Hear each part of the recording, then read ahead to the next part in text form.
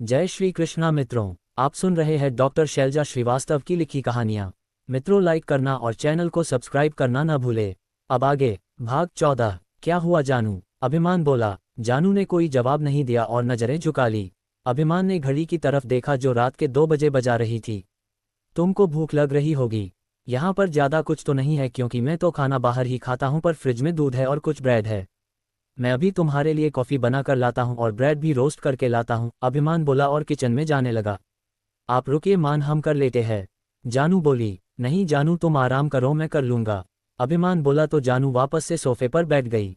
अभिमान किचन में आ गया और उसने 2 कप कॉफ़ी बनाए और बटर लगाकर ब्रेड को अच्छे से रोस्ट कर प्लेट में रखकर बाहर लाया। लो जानू, अभिमान बोला और उसने कॉफ़ी मग जानू के हाथ में पकड़ा दिया। जानू ने मग हाथ में ले लिया। हालांकि उसके कपड़े अब तक लगभग सूख गए थे, पर फिर भी उसे ठंडक महसूस हो रही थी, तो उसने खुद को पूरी तरीके से ब्लैंकेट में कवर कर लिया और कॉफ़ी पीने लगी। अभिमान ने उसकी तरफ ब्रेड बढ़ाई, पर जानू ने लेने से मना कर दिया। कुछ भी मन नहीं हो रहा है मान, प्लीज़ रहने दीजिए, जानू कॉफ़ी पीते हुए बोली। तुम ऑफिस में कैसे रह गई थी? अभिमान एकदम से बोला। जानू ने गहरी सांस ली और अभिमान की तरफ देखा। हम ऑफिस में बैठकर प्रेजेंटेशन रेडी कर रहे थे। हमने प्यून से बोलकर अपने लिए कॉफ़ी मंगाई थी। कॉफ़ी पीते पीते पता नहीं कैसे हमें नींद आ गई, जानू बोली और उसकी आंखों से फिर से आंसू बहने लगे। प्लीज़ डोंट क्राई, प्लीज़ जानू, रोना नहीं है। मैं तुमसे कुछ भी नहीं पूछूंगा। हो सकता है थकान की वजह से नींद लग गई हो, अभिमान ने कहा। नहीं, थकान की वजह से नहीं। जरूर आकाश ने ही किया होगा, हम उसको ना छोड़ेंगे, नहीं कल ही दादा को बोल देंगे, जानू गुस्से से बोली। किसी से कुछ भी कहने की जरूरत नहीं है। अगर तुम्हारी फैमिली में पता चल गया तो बेवजह ही प्रॉब्लम हो जाएगी और शायद वो लोग तुमको वापस ले जाएं, और फिर तुम्हारे जॉब का क्या, अभिमान ने कहा तो जानू ने अभिमान की तरफ भरी आंखों से देखा। लेकिन मान, जानू बोली, तुम आकाश की चिंता मत करो, उसे मैं संभाल लूंगा, अभिमान बोला तो जानू ने एक नज़र उसको देखा और फिर अपनी कॉफ़ी पीने लगी। कॉफ़ी पीकर जानू ने फिर से अपनी आंखें बंद कर ली। अब वो थक गई थी, उसने खुद को पूरी तरीके से ब्लैंकेट से कवर कर लिया और सोफे पर पैर रख लिए। अभिमान ने एक नज़र उसकी तरफ देखा और फिर वह उठकर दूसरे रूम में चला गया, जिससे कि वो अनकंफर्टेबल न रहे। जानू को जब एहसास हुआ कि अभिमान कमरे में नहीं है तो वह भी आराम से पैर फैलाकर सो गई। अपने कमरे में आते ही अभिमान ने राजू किसी को कॉल लगाया। यस सर, सामने से आवाज़ आए। मैंने तुम्हें मैसेज किया था ना, क्या किया उस लड़के का? अभिम ने पूछा। हमने उसे ऑफिस से उठाकर बाहर कर दिया है और अब वह दोबारा इस शहर में दिखाई नहीं देगा। हमने उसे अच्छे से सबक सिखा दिया है और उसे समझा भी दिया है कि वह गलत जगह पर हाथ पैर मार रहा है, राजू बोला। सारे सबूत वहां से खत्म कर दो, किसी को पता नहीं चलना चाहिए कि रात में वहां क्या हुआ है। यहाँ पर कोई था या नहीं था, अभिमान आगे बोला। हो जाएगा सर, राजू ने कहा, और उस प्यून को भी ठीक से समझा दो और यहाँ से चलता करो, अभिमान ने कहा। जी सर, हो जाएगा। सामने से आवाज़ आई तो अभिमान ने कॉल डिस्कनेक्ट किया।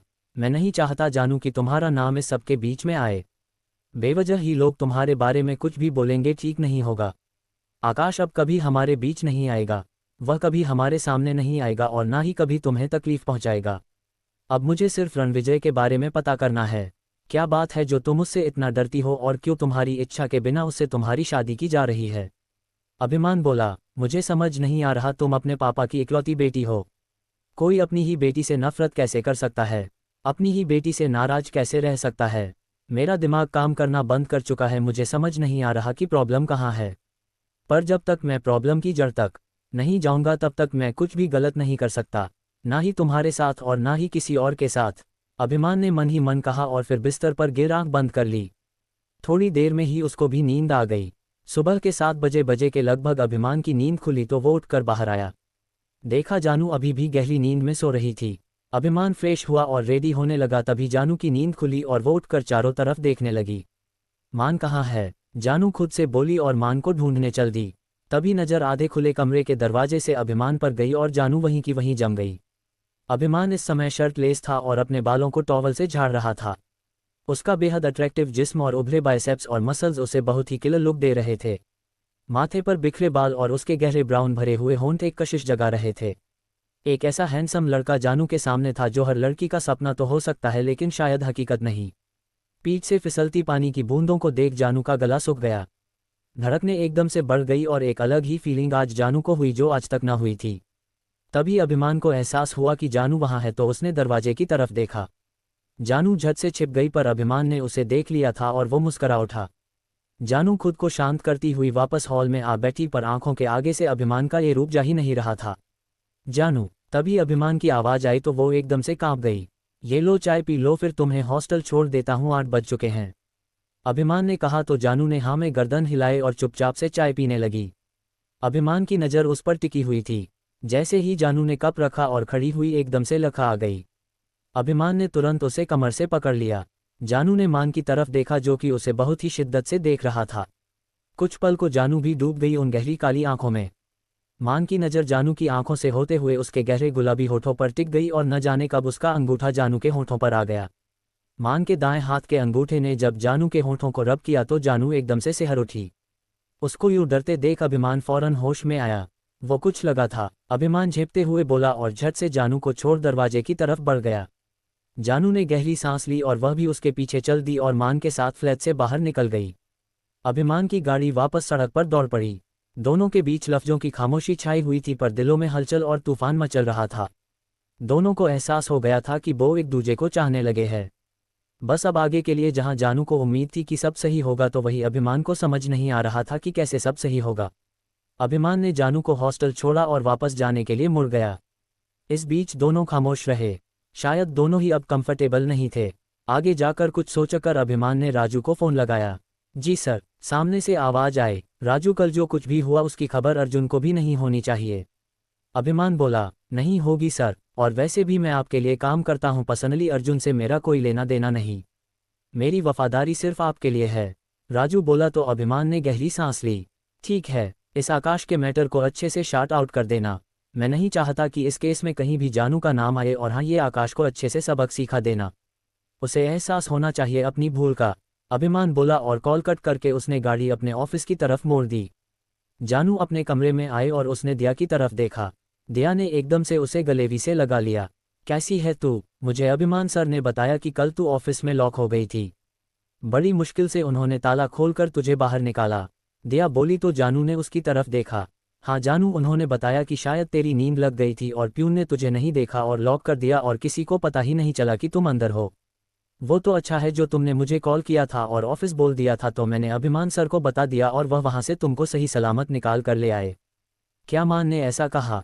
जानू ने सवाल किया। हाँ, दिया बोली। और क्या कहा उन्होंने? जानू ने पूछा। और कुछ भी नहीं कहा, सिर्फ यही कि तुम ऑफिस के अंदर लॉक हो गई थी और उन्होंने स्पैकी की मदद से तुम्हें बाहर निकाला और मुझसे कहा कि किसी को भी इस बारे में कुछ नहीं कहना है, नहीं तो लोग बेवजह ही सवाल जवाब कर परेशान करेंगे। दिया बोली। जानू ने कोई जवाब नहीं दिया और कपड़े लेकर वॉशरूम में चली गई। शावर के नीचे खड़े हो गई और रात की घटना उसकी आंखों के आगे फिर से आ गई और उसकी आंखों से आंसू निकलने लगे। रो रो कर जब वह भी थक गई तो वह कपड़े चेंज करके बाहर आ गई और बिस्तर पर आ गिरी। क्या हुआ जानू, ऑफिस नहीं चलना है क्या? दिया उसके पास आकर बोली।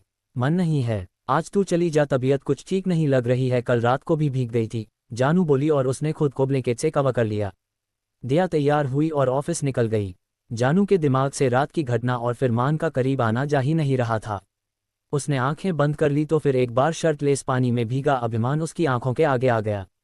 ये मान तो जैसे दिल में समाते जा रहे हैं, जानू बोली। तभी उसका फ़ोन बज उठा। करण का कॉल आया। जी दादा। जानू बोली। बेटा तुम ठीक तो हो ना? करण परेशान सा बोला। जी दादा। जानू ने खुद को मजबूत करके कहा। कल रात बड़ी बेचैनी हो रही थी, लगा कि शायद तुम कुछ परेशान हो। करण बोला। जानू की आंखें भर आईं। थैंक यू दादा, हमें इतना प्यार करने के लिए। हम ठीक है, आप चिंता मत करो। जानू बोली। चिंता कैसे नहीं करूंगा, मेरी बच्ची है तू। करण भावुक हो गया। दादा पापा हमें प्यार क्यों नहीं करते? क्या हम उनकी बेटी नहीं है? अचानक से जानू ने सवाल कर दिया। मैं तो करता हूं ना तुझे प्यार। माँ जिया चाचा चाची सब तो करते हैं प्यार, क्या फ़र्क पड़ता है पापा से? करण ने समझाना चाहा। जानू खामोश रही। अच्छा, अपना ध्यान रखना, मैं एक ऑफिशियल ट्रेनिंग के लिए देहरादून जा रहा हूँ कुछ दिन के लिए। करण बोला। जी दादा। जानू ने जवाब दिया। अपना ध्यान रखना, लौट कर मिलता हूँ। करण बोला। जी दादा। जानू बोली और कॉल डिस्कनेक्ट कर दिया। उधर करण के सामने बैठी रिद्धिमा ने करण को देखा। तुम्हारी बहन थी? रिद्धिमा ने पूछा। हाँ, करण ने जवाब दिया। तुम उसे सच बता क्यों नहीं देते? रिद्धिमा बोली। अभी नहीं, जब समय आएगा बता दूंगा। करण बोला। उधर करण के सामने बैठी रिद्धिमा ने करण को देखा। तुम्हारी बहन थी? रिद्धिमा ने पूछा। हाँ, करण ने जवाब दिया। तुम उसे सच बता क्यों नहीं देते? रिद्धिमा बोली। अभी नहीं, जब समय आएगा बता दूंगा।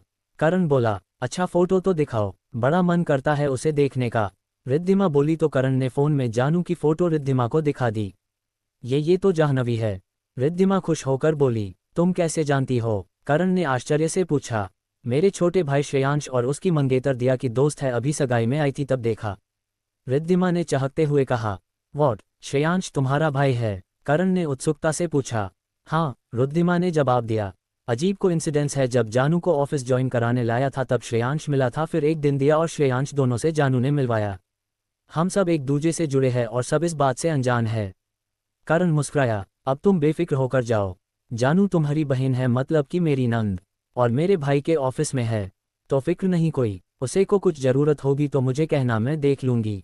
रिद्धिमा ने करण के हाथ पर हाथ रखा। थैंक यू रिद्धि, करण ने मुस्करा के कहा। जल्दी ही मुझे सब राज पता करने होंगे। जिंदगी बहुत उलझाती हुई लग रही है। रिद्धिमा ने मन ही मन सोचा। तारांकन तारांकन तारांकन तारांकन तारांकन तारांकन। हॉस्टल में करण से बात करने के बाद जानू ने खुद को ब्लैंकेट से कवर कर लिया और आंखें बंद करके लेट गई। जानू को तेज ठंड लग रही थी तो उसने दिया का भी ब्लैंकेट उठाकर अपने ऊपर डाल लिया। रात को भीगे रहने के कारण उसके शरीर में दर्द हो रहा था और कल रात से इतना परेशान थी तो सिर भी दुख रहा था। उसने आंखें बंद कर ली और वह कब सो गई उसे पता ही नहीं चला। दिया ऑफिस पहुंची तो उसे अभिमान गेट पर ही मिल गया। जाह्नवी नहीं आई। अभिमान ने चारों तरफ देख के पूछा। नहीं सर, कह रही थी कि तबीयत कुछ ठीक नहीं है इसलिए नहीं आई है। मैंने भी सोचा कि आराम करने देती हूँ, कल रात को भीग भी गई थी, शायद इस वजह से बीमार हो गई है। दिया बोली और अपने कैबिन की तरफ जाने लगी। फिर वापस से मुड़कर अभिमान के पास आए। थैंक यू सर, आपने बहुत मदद की। दिया बोली। प्लीज़ दिया, इस बारे में किसी से कुछ मत कहना। तुम समझ सकती हो ना, जाह्नवी कल रात हॉस्टल नहीं आई थी। अगर लोगों को पता चल गया तो बेवजह ही बातें बनाएंगे, जबकि इसमें उसकी कोई गलती नहीं है। मैंने सारा मैटर सॉर्ट आउट कर दिया है, तुम भी प्लीज़ किसी से कुछ मत कहना। अभिमान ने रिक्वेस्ट की। डोंट वरी सर, मैं किसी से नहीं कहूँगी। मैं समझ सकती हूँ और वैसे भी मैं उसे अपनी बहन मानती हूँ, उसके लिए मैं कुछ भी ऐसा कभी नहीं कर सकती जिससे लोग उस पर उंगली उठाए या उसकी बदनामी हो।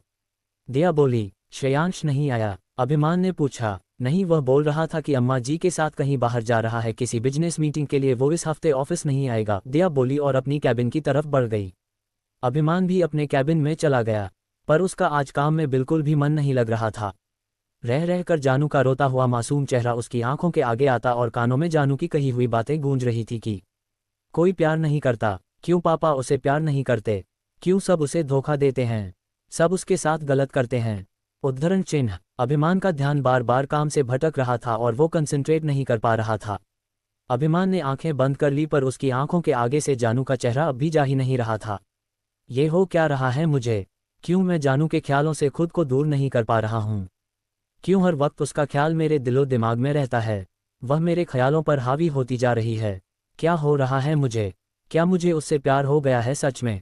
सच्चा वाला? नहीं नहीं, ऐसा कैसे हो सकता है? और हमारे प्यार को कोई एक्सेप्ट नहीं करेगा, ना ही जानू की फैमिली और ना ही मम्मी।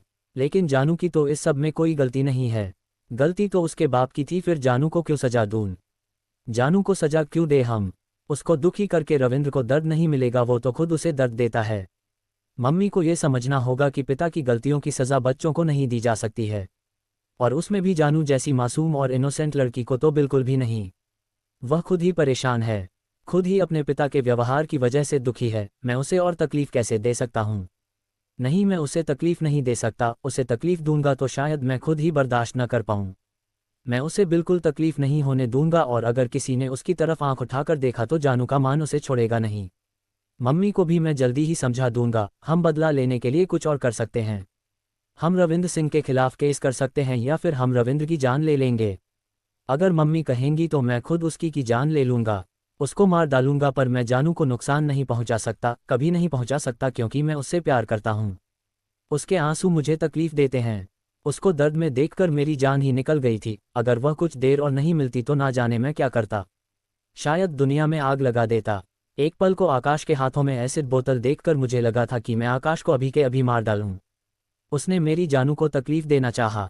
कोई उसे तकलीफ या दर्द दे, मैं बर्दाश्त ही नहीं कर सकता, फिर मैं खुद से उसे तकलीफ कैसे दे सकता हूँ? मैं उसे तकलीफ नहीं दे सकता, कभी नहीं, because I love her. Yes, I love जानू, और अब से मैं उसको प्रोटेक्शन दूंगा, कोई तकलीफ नहीं। मेरे होते हुए मेरी जानू की तरफ कोई आंख उठाकर भी नहीं देख सकता। उसको नुकसान पहुंचाने की तो बात ही दूर है। अभिमान खुद से बोला, जानू क्या सोचती है मेरे बारे में? क्या वह भी मुझे प्यार करती है? या शायद नहीं, पर उसे तो पता ही नहीं है कि मैं उससे प्यार करता हूँ। मुझे अपने प्यार का एहसास उसे कराना होगा। अभिमान के दिलो दिमाग में उथल पुथल मची हुई थी। वो मुझे हाँ तो कहेगी न, पर अगर उसने मुझे ना बोला तो मैं जी ही नहीं पाऊंगा। नहीं, ऐसा नहीं हो सकता, वो मुझे ना नहीं कहेगी। अभिमान ने सोचा और अगले ही पल उसके चेहरे पर मुस्कुराहट बिखर गई। उसने प्यून से बोलकर एक कॉफ़ी मंगवाए और कॉफ़ी पीकर उसको बेटर फील हुआ तो अपने काम पर लग गया। ऑफिस खत्म होते ही अभिमान चला गया तो वहीं दिया भी हॉस्टल आ गई। दिया ने आकर देखा कि जानू अभी सो रही है, वो भी डबल ब्लैंकेट लेकर, तो उसको लगा कि शायद थकान की वजह से सो रही होगी। उसने कोई ध्यान नहीं दिया और अपना काम करने लगी। जब 1-1.5 घंटे बाद भी जानू नहीं उठी तो दिया उसके पास आए। जानू उठो, चलो नीचे कैंटीन में चलकर चाय पीकर आते हैं। दिया ने आवाज लगाए। जानू ने कोई जवाब नहीं दिया। जानू, दिया फिर से बोली। इस बार भी जब जानू ने जवाब नहीं दिया तो दिया ने उसके चेहरे से ब्लैंकेट हटाया और देखते ही एकदम से डर गई। जानू का गोरा चेहरा एकदम से लाल हो रखा था और वह अपने होश में नहीं थी। दिया ने उसके माथे को छुआ तो घबरा गई। उसका शरीर तेज बुखार से तप रहा था। दिया ने तुरंत थर्मामीटर निकालकर जानू के मुंह में लगाया। 104 डिग्री फीवर, इसे तो तेज फीवर है। दिया घबरा गई और उसने फौरन वार्डन को बताया। थोड़ी देर में वार्डन ने आकर देखा। इसे तो तेज बुखार है, चलो तुरंत हॉस्पिटल लेकर चलना पड़ेगा, बुखार के कारण ये बेहोश हो गई है। वार्डन बोली और दिया और कुछ लड़कियों की मदद से जानू को लेकर पास के हॉस्पिटल में आए। डॉक्टर ने उसका चेकअप किया और उसको एडमिट कर लिया। बाकी लड़कियां निकल गई, वार्डन और दिया केवल जानू के पास रुक गई। आधे घंटे बाद, दिया मैं जा रही हूँ, तुमको भी रात 7:30 बजे तक हॉस्टल आना पड़ेगा। जाह्नवी को हॉस्पिटल का स्टाफ देख लेगा। वार्डन बोली, लेकिन मैम और जाह्नवी यहाँ अकेले। दिया परेशान हो गई। तुम चिंता मत करो, यहाँ स्टाफ होता है, मैं बीच में आकर इसको देख जाऊंगी। तुम चिंता नहीं करो, बाकी हॉस्पिटल स्टाफ देख लेगा। वार्डन बोली और निकल गई। शाम के 6:30 बज गए थे। दिया को भी हॉस्टल वापस आना था, पर उसे समझ नहीं आ रहा था कि वह जानू को छोड़कर कैसे जाए। जानू को अब तक होश नहीं आया था तेज बुखार के कारण। क्या करूं, दिया सोच रही थी कि तभी उसके फ़ोन पर अभिमान का कॉल आया। जी सर, दिया बोली। दिया, जाह्नवी का नंबर क्यों नहीं लग रहा है? मैं कब से ट्राई कर रहा हूं। अभिमान कुछ परेशान था। सर, जाह्नवी की तबीयत खराब हो गई है, उसे फीवर आ गया है, तो मैं उसे लेकर हॉस्पिटल में आई हूं। हो सकता है उसने फ़ोन अभी तक चार्ज ही नहीं किया हो। दिया बोली, क्या फीवर आ गया है? अभिमान एकदम से परेशान हो गया। जी सर, जब मैं हॉस्टल पहुंची तभी वो सो रही थी, 1 घंटे बाद जब मैंने देखा तो उसे तेज फीवर था। अभी अभी वार्डन मैडम इसको यहाँ एडमिट करा कर गई है और आधे घंटे बाद मुझे भी हॉस्टल जाना होगा, पर इसे अभी तक होश नहीं आया है, मुझे समझ नहीं आ रहा मैं क्या करूं।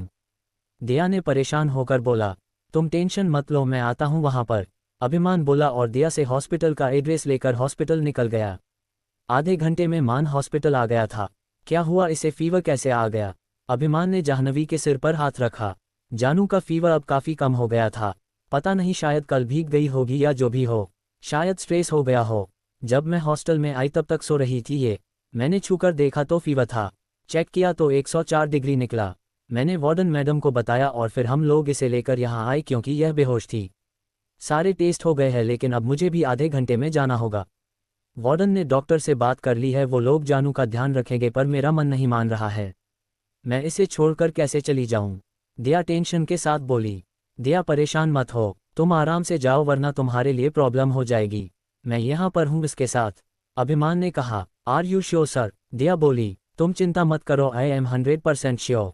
तुम टेंशन फ्री होकर आराम से हॉस्टल निकल जाओ, मैं यहाँ पर रुकता हूँ और जाह्नवी का ख्याल रखूंगा।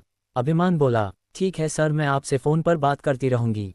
अगर कुछ भी प्रॉब्लम हो तो आप मुझे बता दीजिएगा, मैं तुरंत आ जाऊंगी, भले फिर वार्डन मुझे हॉस्टल से निकाल दे। कोई फ़र्क नहीं पड़ता, पर अभी जानू को मेरी ज़रूरत है।